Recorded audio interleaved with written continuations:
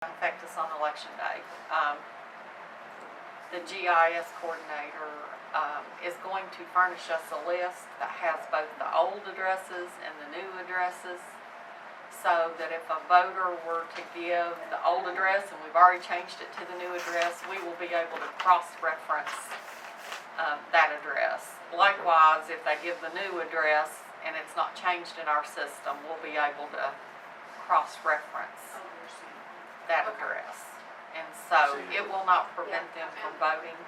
The city sent out approximately 7,600 notifications. Right.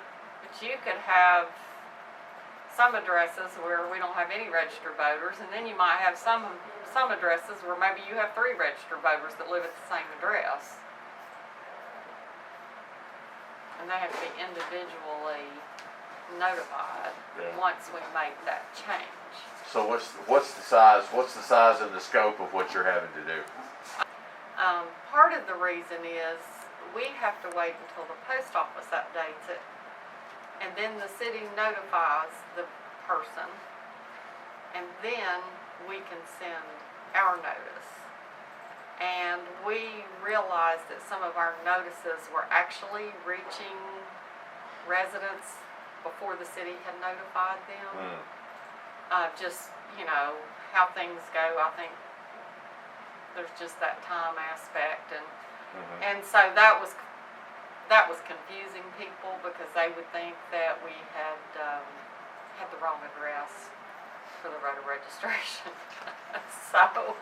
So we've backed up a little.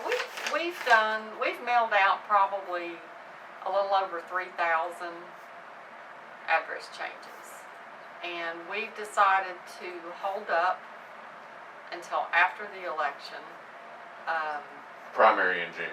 Yes, the primary election, so that it gives time for the post office and the city notifications and all of that to kind of sort itself out, and then we'll resume making those updates as soon as the election is over.